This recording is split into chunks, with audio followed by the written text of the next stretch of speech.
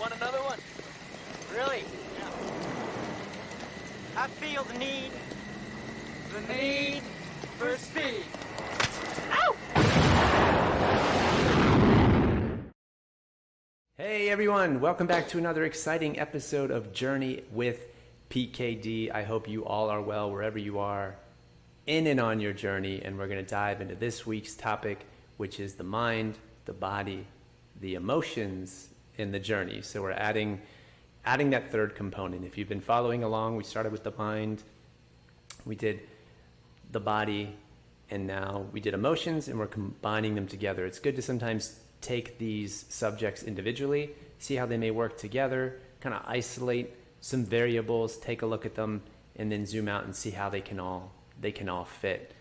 And I think it's a great place to connect all of them because they all have parts to play in our journey, and they all are very much instrumental in how we go about any quest we take on.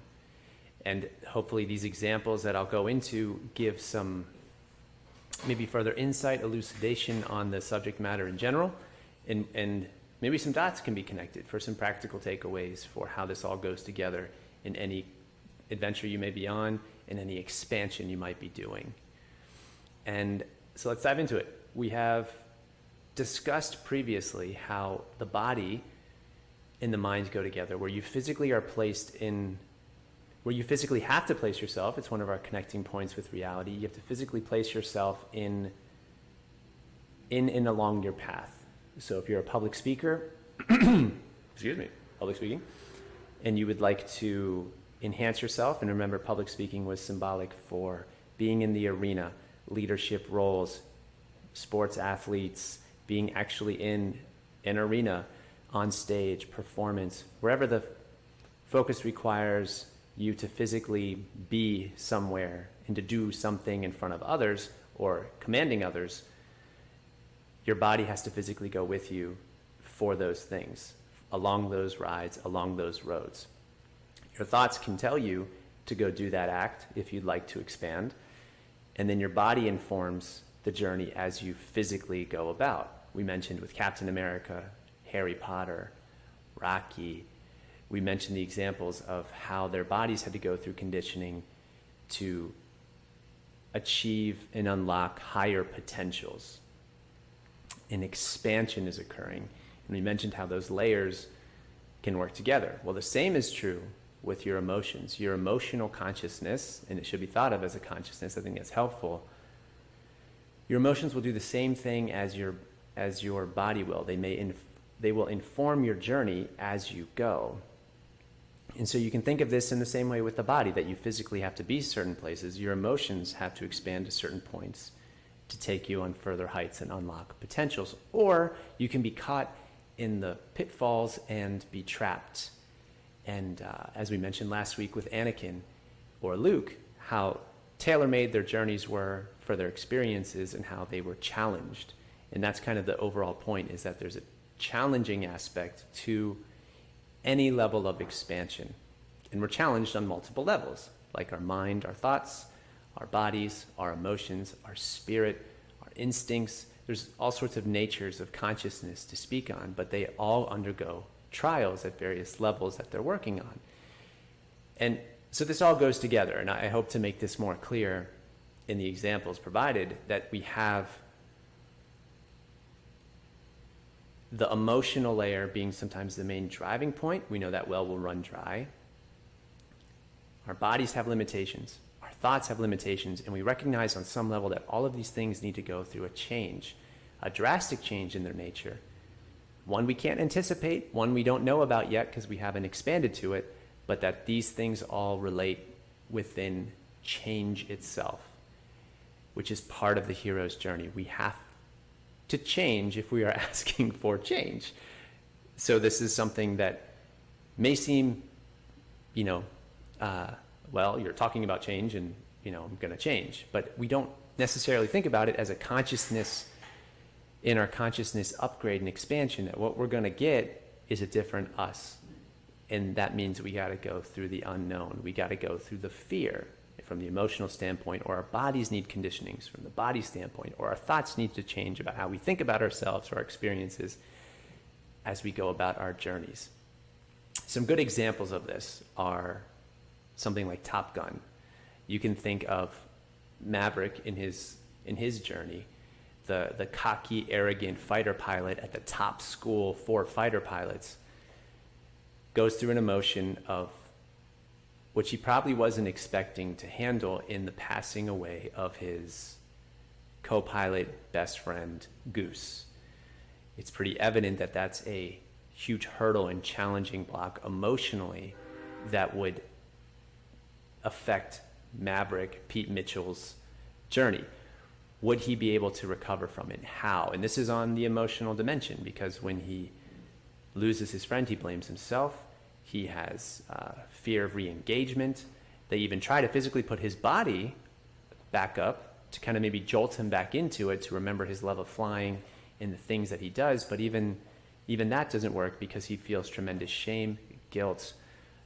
He knows he's not only has he lost his best friend, but he knows that affects his family, who has kids that he was close with. So he feels tremendous guilt and shame. And, he's told, you're not happy unless you're going Mach 2 with your hair on fire. But he knows, he's like, it's over. And so that's the emotional part of the quest that he is engaged with. His body's fine as far as he can still go up in planes, but he's dealing with the emotional nature of how all three have to line up, and how his quest is challenging him to can he take that big setback and loss that we all face? This is symbolic of all the things we face in our journeys emotionally. Can he still move forward? Maybe it's rejection in a relationship. Maybe it's emotional anxiety about starting a new business, and all the things that we face when we do try to expand. And so this emotional way of the emotional dimension works with the rest. That's kind of the main takeaway here. And this week's topic is that they all work together. The emotional dimension can hold us back, and our bodies and our minds might be still wanting to go forward, but you can see how the emotions can affect the mind. When Maverick says it's over, that's a thought that he's thinking. And so the emotional dimension is challenging his matrix system of, can he continue on? And then his thoughts start to say, no, I can't. I went too far. Something is broken in me. The whole journey is now done. And he's tested with this still constantly, because when he does decide to continue on and he's called up and he's kind of, again, he's refusing this. We'll talk about that later in other episodes. But when he re-engages, he is kind of, there's something in him that changes, and he realizes, talk to me, Goose. He needs that emotional support.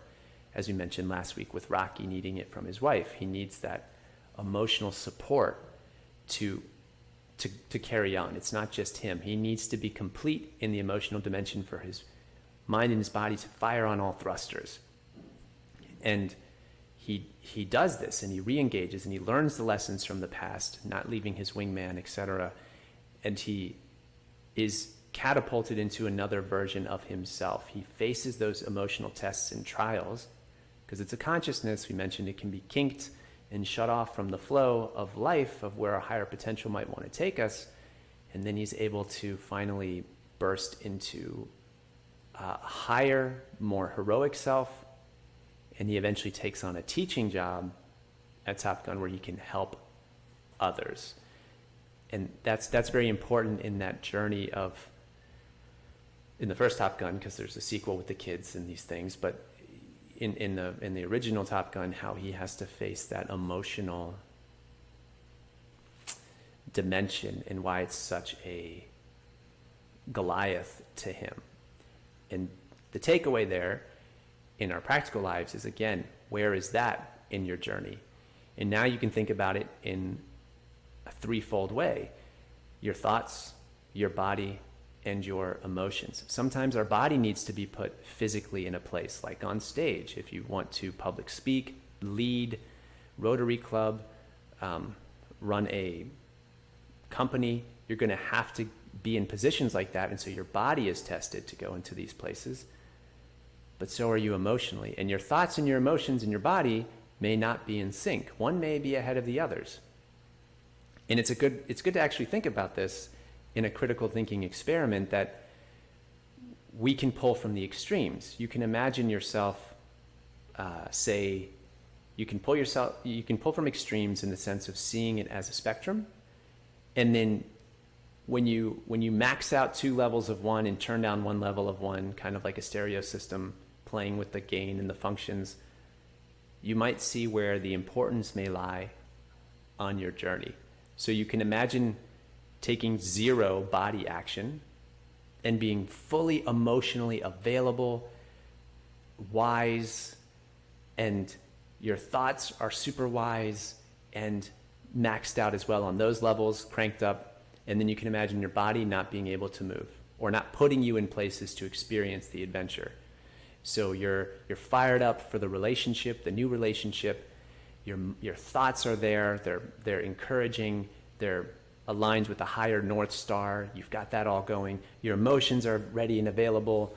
You're not necessarily feeling trauma about something or seeing lots of kinks in your energetic flow with your emotions, but then your body doesn't move. So then the quest cannot be completed. You can do that with all of them. So you can take your body's fully ready and conditioned, like Captain America or Rocky. You're ready to go. Your thoughts are ready to go, but then your emotions are turned all the way down to 0. What would that look like?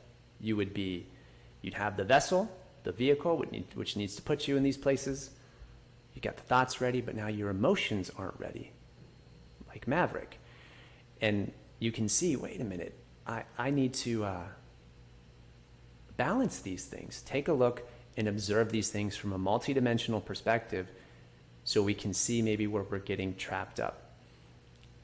And sometimes we can see that from taking things to a full tilt, just as a thought experiment, to see where we may lie in our quests, in our adventures. And then we can use these things as tools to help us along our journey, so we can say, you know what, I might be lacking in the physical department. I don't go out to enough places physically to expand my business, to find the right mate, even though my emotions might be ready to start a new business or look for that relationship, and my thoughts might be ready, but I'm physically not doing it. Or my thoughts aren't ready, my emotions and my body might be, but I'm jungled up from the past. I think about the past too much. I'm constricted, and it's my thoughts that are kind of weighing me down, because each time I step in front of a mic or do something, I think, what are other people thinking about me? That's the intellectual dimension, the mind. What happens if I fail? Those thoughts. You have the fear, sometimes being the biggest obstacle, if you will, or threshold to change, being part of any expansion. Those go together like the yin-yang symbol. It is part of the system itself. It's part of the matrix system itself. You want to expand, you want to go do a dynamic journey and adventure where you see yourself becoming a new heroic participant in life, then you do have to face the unknown. If it was not this way, everybody would be heroes all the time in all things, in every dimension, and there wouldn't need to be any work. There wouldn't need to be a process. There wouldn't need to be trials. And that's not actually a system you want to be a part of, because you would not know truth. You would not know the resonance within your own soul if it's really free, if you are really free.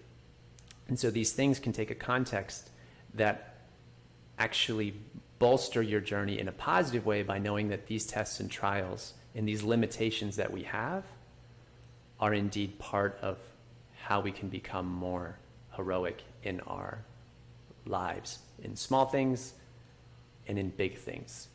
So you don't have to be out on the field all the time being an athlete that's got the scrutiny of everybody around them and they're taking on all these things. This can be, if you want to be a better person in your community, a better mate to your partner, a better father, husband, wife, family member, community member. These things it's all part of the tapestry of how we expand in general. And we can learn from art and myth to see more about ourselves and how other people take different choices and how that leads to either downfalls, like we mentioned last week with Anakin, or Luke's trials and how he wanted to, and this is part of the quest as well, he needed to succeed where his father could not, where his father had failed. And in that way, he redeems his father. Very, very powerful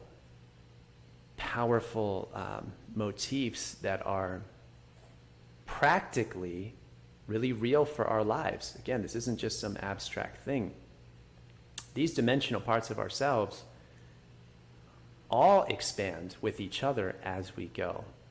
Hence why when we look at them individually, we can maybe see an aspect of ourselves that's falling short, that we could change in the physicalness of where we are in our quest, how we need to physically go somewhere, do something, change, condition, train.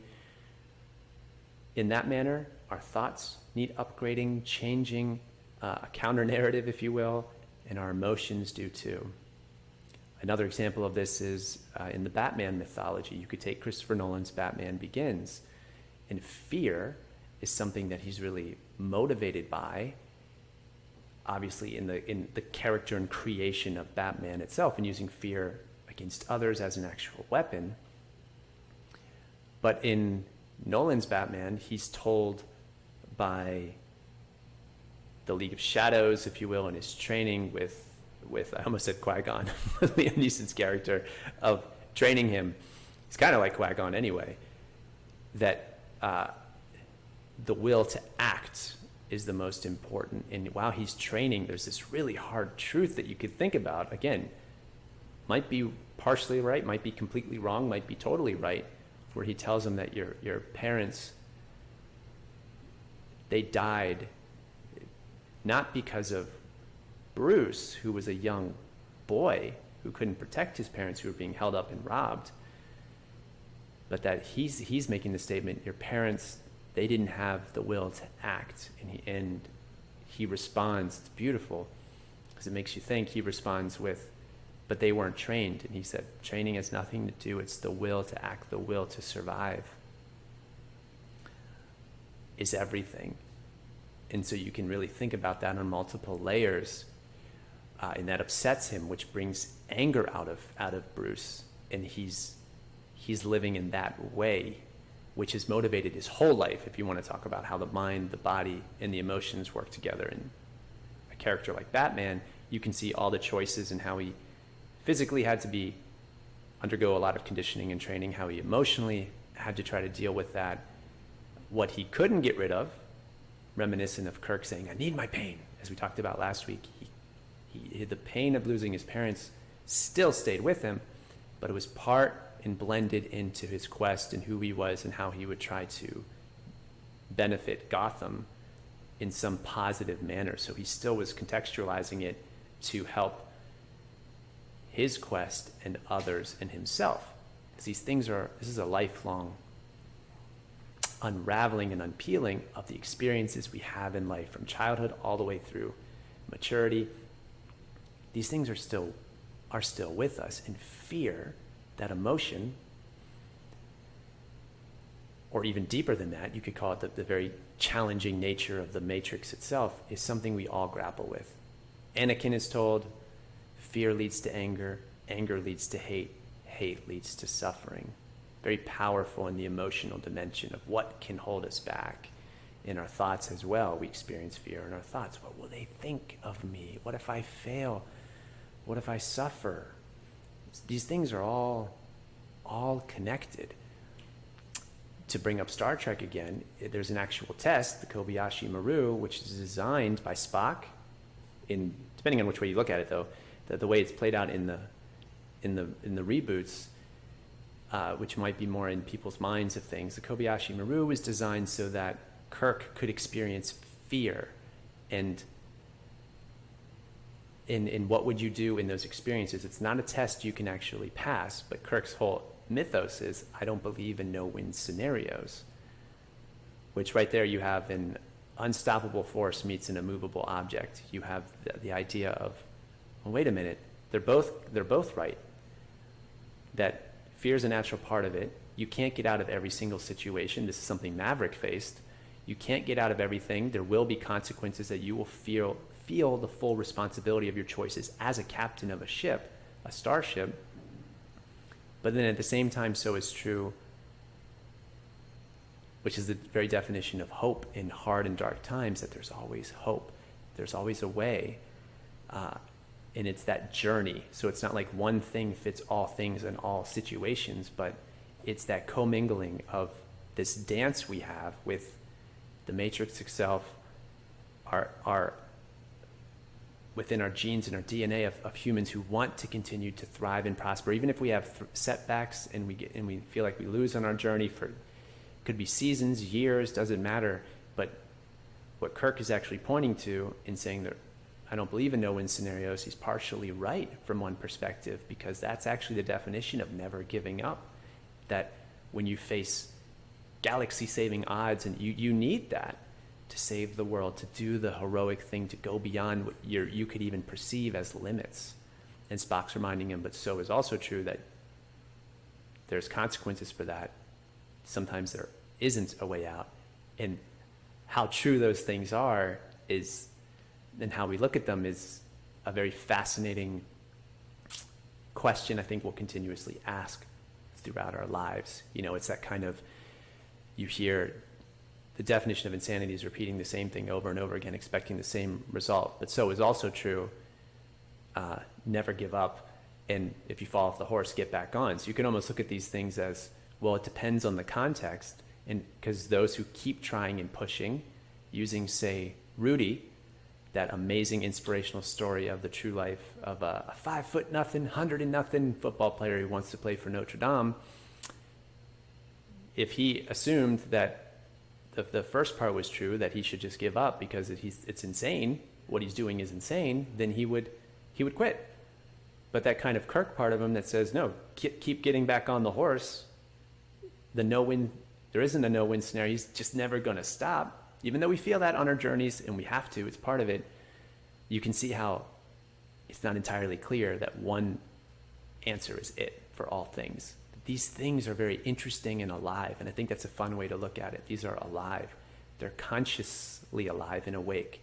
Our emotions are, our body has a consciousness to it, our thoughts and intellect for sure do as well, our spirit natures.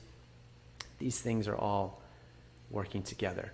So I just wanted to bring up how you can practically maybe take away viewing these things. Multidimensional, kind of isolating them, like operation, you know, as a doctor might, looking at different organs and how they might work, but then seeing how they all go together. The mind, the body, and our emotions. They all need context, a North Star, a noble North Star, lest we become Anakin or Luke, or they get infected with the enemy and we're not sure. They are a consciousness in and of themselves. They are connection points with reality. They all work together. And then, fascinatingly, we can be more in touch with one part than another. But as we grow, we may find, as we expand, our world gets larger. And then we're able to take on more. And we do see a good positive results from these things. We do actually reach one plateau, only again to go to another. But we do actually reach points where we're able to help others with the wisdom we've gained from these adventures. Going too far maybe in the body or emotions or the mind, and realizing, oh, there's some limitations here. Here's what I've learned. This may help you in this part of your life where you may be. So I hope that's been helpful, everybody. And I hope you're enjoying your spring. Happy spring into these new things. And I wish you all well. So take care, everybody. Godspeed. And hopefully wherever you are, you truly are enjoying your journey. Peace.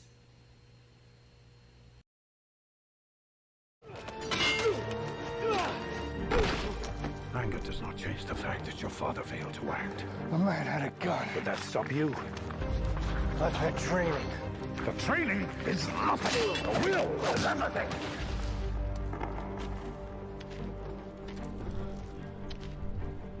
The will to act.